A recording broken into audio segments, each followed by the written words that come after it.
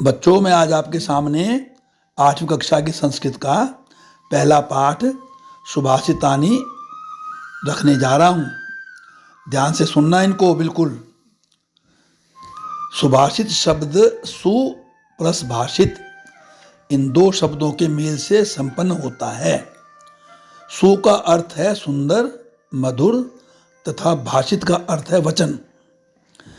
इस तरह सुभाषित का अर्थ सुंदर या मधुर वचन है।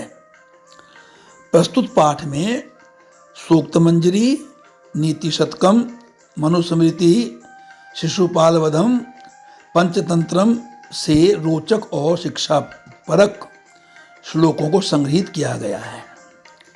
ठीक है, अब मैं पहला श्लोक पढ़ रहा हूं आपके सामने, ध्यान से सुनना। गुणा गुणज्येषु गुणा भवन्ति, ते निर्गुणं प्राप्य भवन्ति दोषाः, सुस्वादु तोया प्रभवन्ति नद्य, समुद्रम आसाद्य भवन्त्येषा। क्या मतलब हुआ? गुणों से गुण को जानने वालों से गुण पैदा होते हैं और निर्गुणों से दोष पैदा होते हैं। पीने लायक पानी नदियां देती हैं, पर जब वही नदियां समुद्र में मिल जाती हैं तो पानी पीने लायक नहीं रहता। समुद्र में आसाद्य, समुद्र के साथ जुड़ करके, भवंती अपेय, वो पानी जो है अपेय हो जाता है। समझ में आ गया?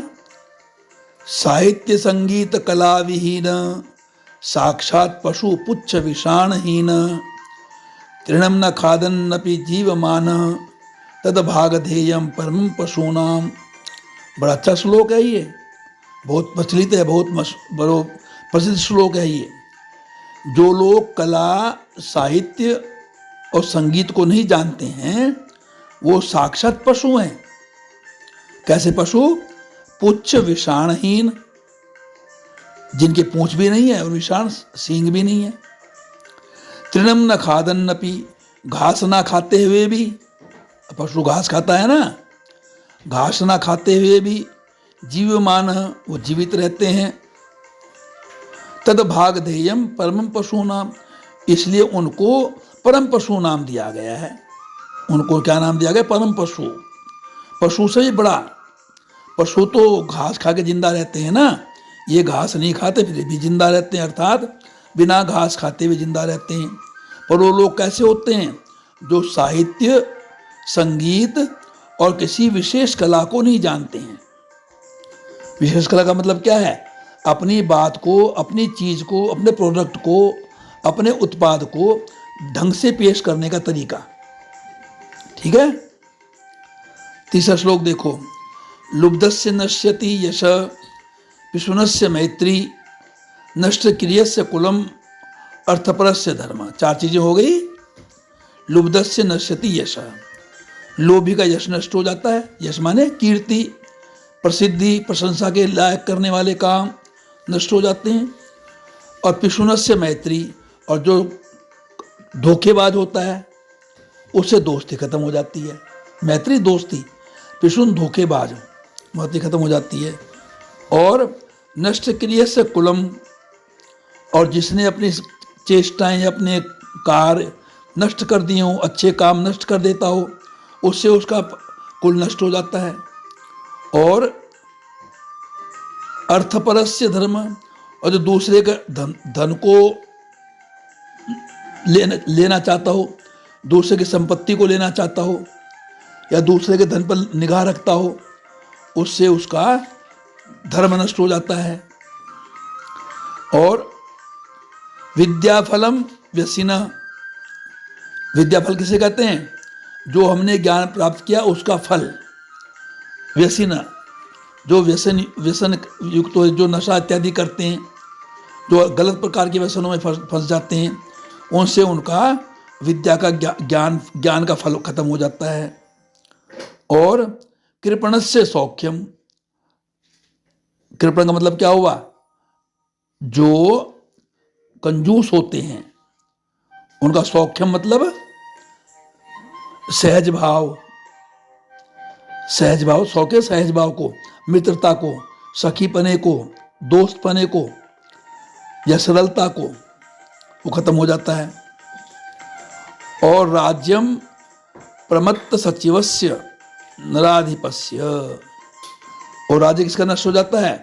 जिसका राजा या जो मंत्री है, जिसको चलाने वाला, जिस राज्य को चलाने वाला राजा या मंत्री है, जो नराधिप प्रमत्त हो जाता है।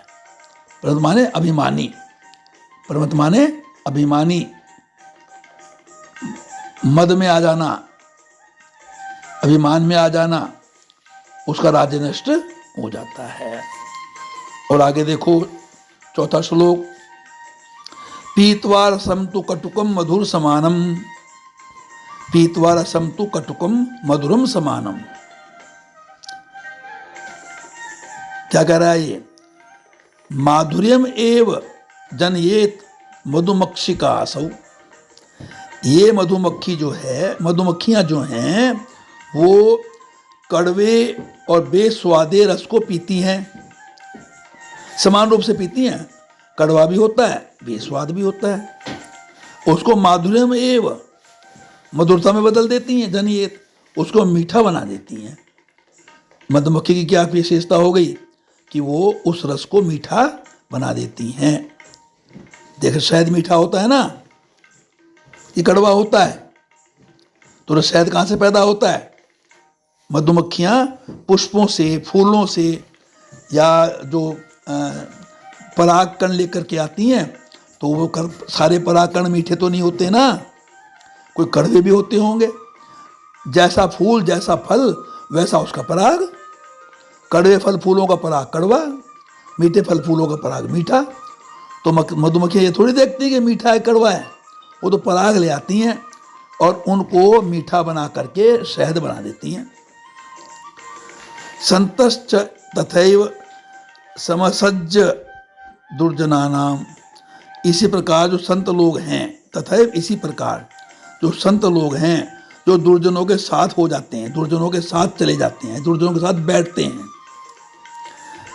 तो दुर्जन जो हैं संतों के श्रुत्वा वचनों को सुनते हैं और मधुर सूक्त रसम सृजंती, वो मीठे रस के समान उनको सृजना करके देते हैं, बना करके देते हैं। अब कोई दुष्ट व्यक्ति हमारे पास आ गया तो बड़ा दुष्ट है भाई, तेरे से कुछ नहीं होने वाला है, तो क्या सुधरेगा? वो नहीं सुधरेगा ना।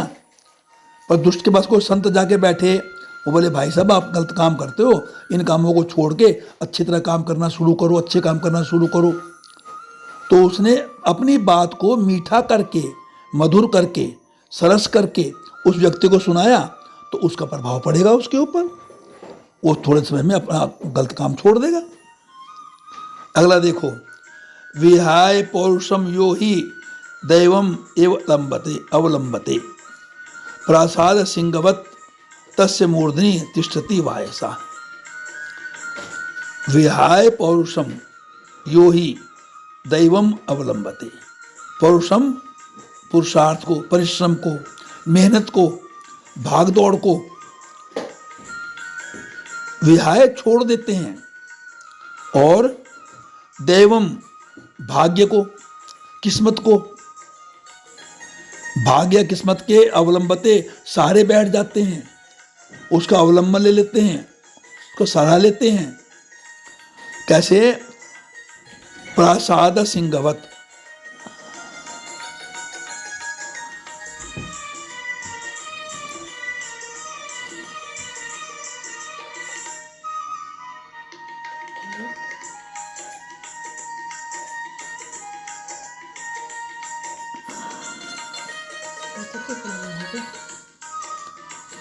प्रासाद सिंहवत,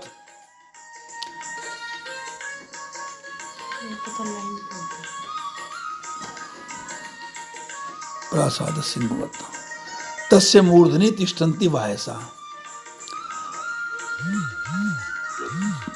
प्रमाद होना चाहिए।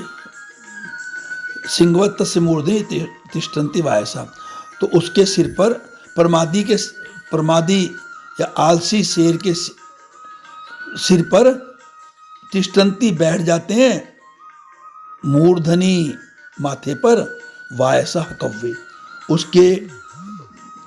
उसके सिर पर कौवे ही बैठते हैं फिर, यानी वो आलसी है, कुछ कर नहीं पा रहा है। पुष्प पत्र फल छाया मूल वलकलम दारू भी धन्या मही रोहा ये शाम विमुखम यान्ति न अर्थिना। पेड़ क्या कहता है? तो उसने बताया कि हमको पेड़ क्या क्या देता है। पुष्प, फल, पत्र, छाया, जड़, खाल। खाल कैसे देता है? वो छाल जो पेड़ की होती है वो, और दारू भी लकड़ियाँ। एक पेड़ हमें कितनी चीज़ें देता है? फल देता है, छाया देता है, फूल देता है, उसकी जड़ भी हमें हमारे काम आती है, उसके जो छाल है वो भी काम आती है। आपको पता है ना, कई वृक्षों की छाल बड़े काम आती है। दालचीनी भी एक छाल ही है, अर्जुन की छाल भी एक छाल होती है जो कई बीमारियों में काम आती है। छाल माने उसकी खाल, ऊपर की जो ऊपर का जो उसका टुकड़ा है वो। तो इतनी सारी चीज़ें देता है वो, और लकड़ी भी देता है। धन्या मही रुहा ये शाम विमुखम यान्ति नार्थिना। ये धन्य है, ये पेड़ धन्य होते हैं जो इनसे विमुख हो जाते हैं, उनको धन प्राप्त नहीं होता। विमुख माने जो इनको त्याग देते हैं, जो इनको काटते हैं, जो इनको खराब करते हैं, जो पेड़ नहीं लगाते हैं, तो उनको ये धन भी प्राप्त नहीं होता। ठीक है। दूसरा देखो, चिंतनीया ही विपदाम आदौ एव प्रतिक्रिया न कूप खननम युक्तम महिप्ते वहिन्ना गृहे।